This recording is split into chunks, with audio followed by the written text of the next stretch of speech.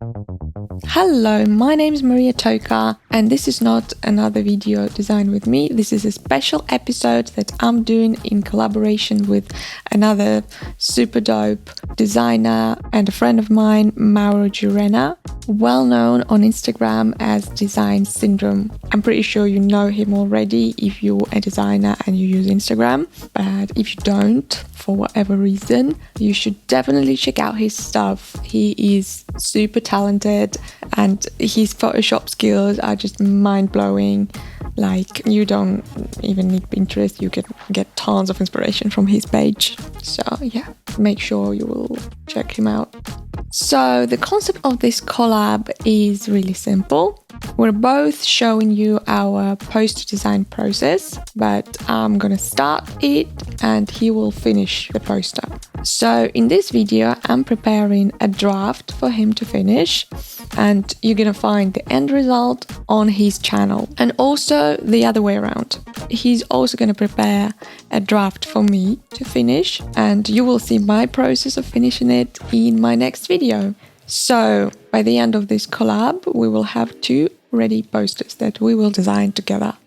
I hope that's pretty clear. We decided not to go too strict on the rules. We will only have to keep all the elements recognizable. We can slightly change the layout, but we should keep the hierarchy as it was in the draft. We're free to apply any filters, effects, but again, everything should stay recognizable. We can also add any elements on top of it, but not to the extent that it will cover up the initial draft. And we're also allowed to change the color scheme. So these are pretty much the rules. So let's get started.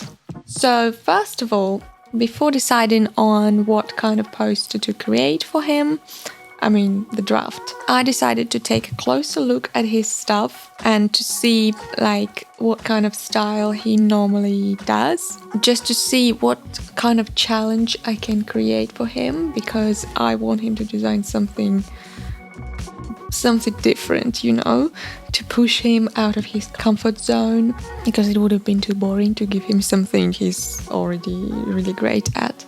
We need to find some patterns and to choose what kind of stuff he normally doesn't do, or maybe he doesn't like it or he's not comfortable with it, and to choose this for this poster. So let's take a look. So this is his Instagram page. Okay, what can I say? We need to identify some elements that he's frequently using and just his overall style. Let's find some of his poster works, something like this. It's a really nice application of grain and lots of effects. Yeah, he also does a lot of these analog style effects, and in a way, sometimes we do similar style, not gonna lie, it's just the truth, but there are some differences, obviously, don't worry, we're not just exactly the same. Yeah, he's doing a lot of overlay of just single line sketches or single line elements, and he puts it on top. That's what I've noticed. Also, something that I do quite rarely is using images in a frame, because I would normally just cut out the exact element, like instead of using the whole rectangular image of an eye, I would probably cut out the eye itself in its shape. I think that's quite a difference. He doesn't always do that though, but also I can feel that his approach is more like grid-based, and he is a lot more structural rather than what I normally do. So he uses this strictly horizontal or vertical lines, and not that often he does dynamic type, if that makes sense. So I think my layouts, they are a bit more chaotic. Yeah, and he's more structural and geometric. Like, for example, this one. Yeah, everything is organized. Yeah, I can't say that he's minimalist, definitely not, or anything, but that's just a slight difference if you can see. So, which means that's the thing that I'm going to challenge him for. I would like to create something more chaotic, like the type of layout that he normally doesn't use.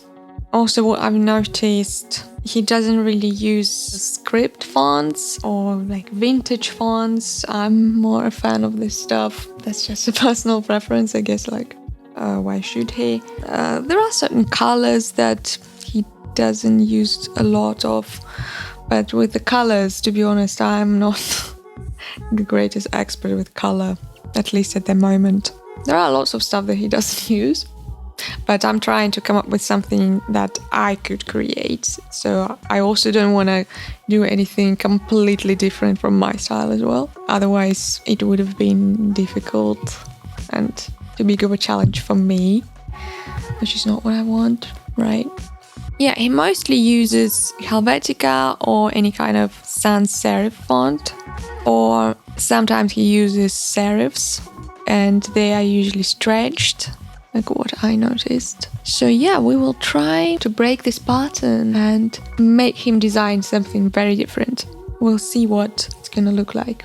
Okay, so I've created a new document, as usual, 45 to 60 centimeters, 200 dpi. I think I would probably start with selecting an image or a few images, who knows? Because as I said, I'd like to make it a bit more chaotic. I will probably use a few images. So I will just go to my collection of images, Collage Part 3, which is a product that I launched just about a month ago. It has 500 pictures of people, and I think this is a good starting point to start your composition, and then you can add something else.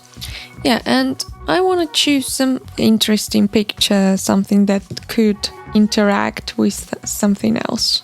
I'm not only going to use images of people, I will also use probably some stuff of my previous collage packs, some other objects as well. So I just need to randomly find some weird pictures or something that I feel like I can have an idea how it can interact with something else. Okay. I like this lady that she's like screaming something. Maybe I would use her. I would just pick a few and then I will leave only one or two, like, because I don't need all of them. Yeah, let's say this lady. She can be standing next to a door and like listening to something. Yeah, that can be interesting. Or like this one that she's sitting on a chair. She can be sitting on something else.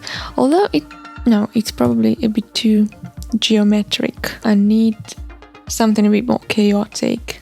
Or maybe this one. I like her face expression. Okay, and maybe this lady.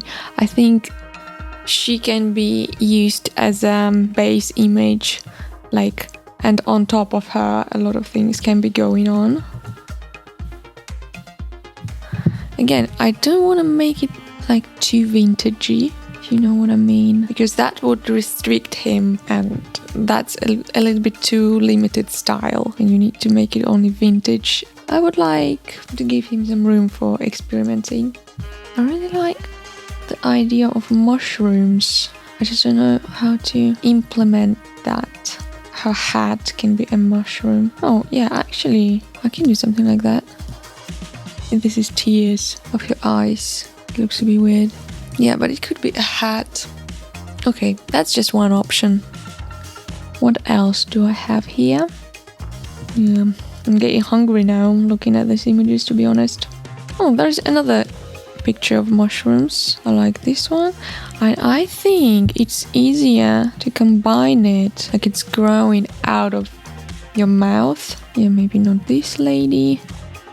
What about her?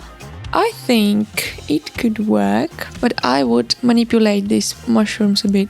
I would make it like that it goes straight into her eyes, into one eye, and I would extend another one that it would go into her another eye, and all mushrooms, they are coming out of her mouth.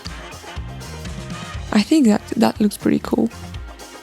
Okay, I'm going with this one. So I'm gonna delete everything in between.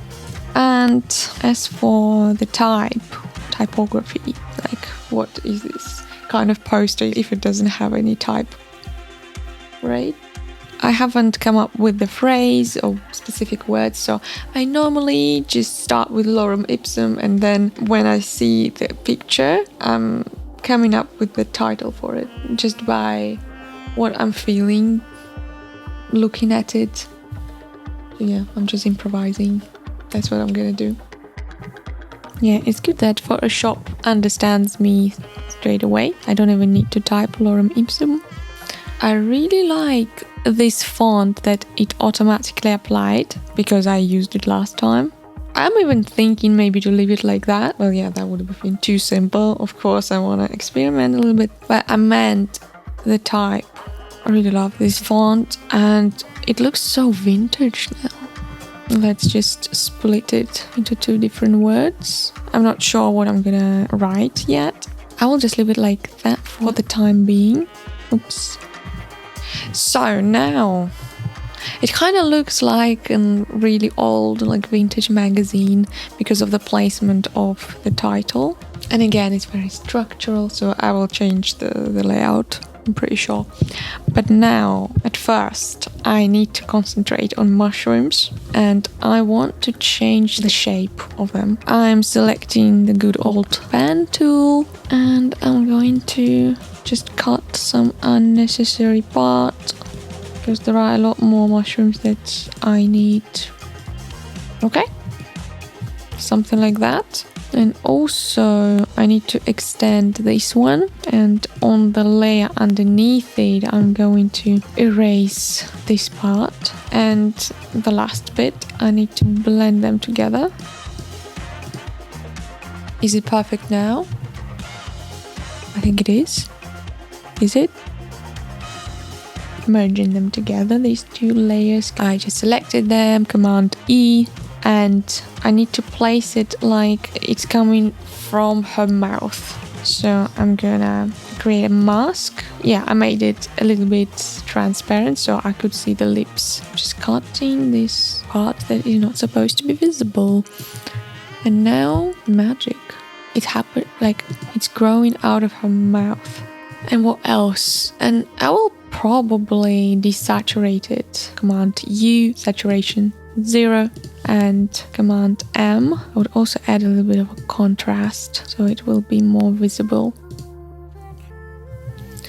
Okay, so we're pretty much done with the image. And with the text, I like the idea like that her eyes are covered now. So as if she's saying like, don't look at me, don't look in my eyes. And I would like to make this one really, really big and the rest of it smaller and maybe different font because it's too boring, right, to use exactly just one font. We're not minimalists here, so why would we? I really like the way the D is kind of like disappearing and merging with the background now. But again, it's too horizontal, too structural, too predictable. I would like to make something like this, like something that we can't imagine that Design Syndrome would do. Right. I would even make each letter on an individual layer, so the letters would be assembled like very chaotically, not on the same line. That's what I'm gonna do. Don't. Yeah, I love the letter O in this font. It's so round. It's not the perfect circle, but it's just so, I don't know, just so playful. Maybe even something like that. Yeah, the fact that I'm using lowercase, it creates this feel of like really casual and playful mood. Like I'm not being serious at all right now. I don't know. Let's just try to make it caps just to see what it looks like. Actually not bad. I kind of like it, maybe even more. But the problem is that it's not that far from Helvetica and what he normally uses. I wanted to go further. At the same time, it looks a bit too vintage again. Normally, I would say it's not a bad thing. Like, for my design, I would probably leave it like that. But I'm not sure if Mauro is actually into vintage style or not. I don't want to restrict him into staying only in vintage, if you know what I mean. So I would like to give it a little bit more freedom. So I would like to try something a bit more modern. Yeah, it's gonna take a while for me to find the right font. As you know, this is just normal practice. Okay, I think I'd like to try something like this. Something condensed and narrow, but I need to see how it will look like if I bring them together. And I think that is what I actually prefer. Okay, and let me try one more time. Oops, I'm just not sure what I prefer. Like, if that was my poster, I would probably choose this one. But I don't want to make it too vintage. I feel like it's a bit too vintage, so I would prefer this one. This one is like, it can be vintage as well. It depends on how you're gonna pull it off, like what kind of effects you're gonna apply or not. But this is more versatile. Like, it can be modern as well, which is why I would go with this one with obviously. Yep. Yeah, also this text, I need to, I don't know, I will probably leave it with this typeface because I really like it. Again, it's a bit too vintage, but oh, I really love this one. But no, not this time. What's really vintage is American Scribe. Yeah, this is like a letter from your grandmother, something like that. This is so far from Design Syndrome, what he usually does. But yeah, I should have probably challenged him with very like feminine script font. This would have been really interesting to see like what he would come up with. And everything pink. I think I'm gonna stick with Noekabel. Like, it's a great font. Like, why not?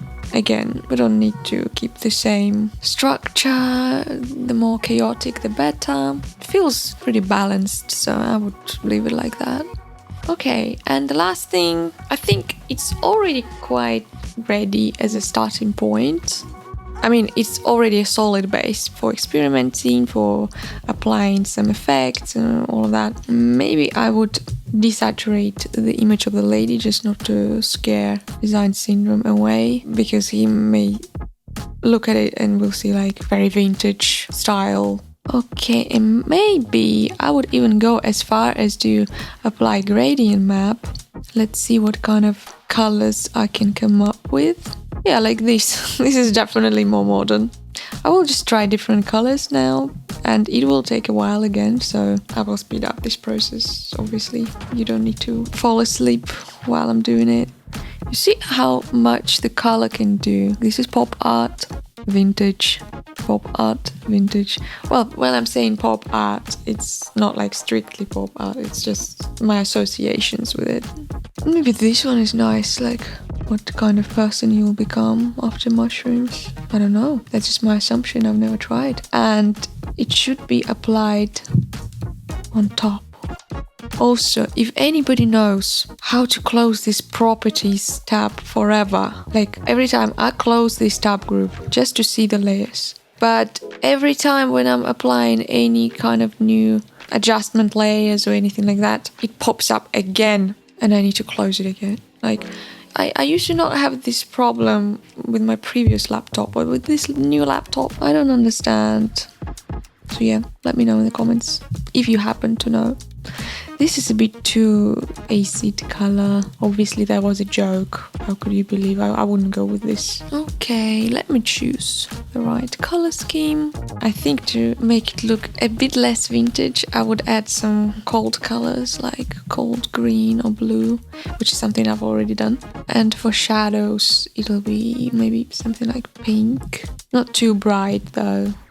I think something like that. And yeah, like you see, these properties, they pop up again. Just close it. I don't need this.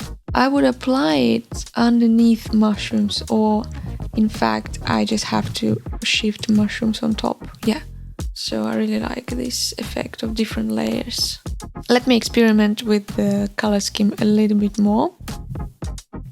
Okay, so I'm pretty much done. I also decided not to apply gradient map to the text, just to highlight it a little bit. So this is a starting point for you, Mauro. I would be really curious to see what you can come up with, and you guys let me know your thoughts. Like, is it challenging enough? Is it too easy? I don't know. Let me know your thoughts and what you would do with it. And stay tuned for seeing me designing Mauro's draft. And also, don't forget to check out what he's gonna do with it. The link will be down below. Don't forget to subscribe, of course, to follow this whole exciting journey in collab. See you guys next time. Thank you for watching, and bye!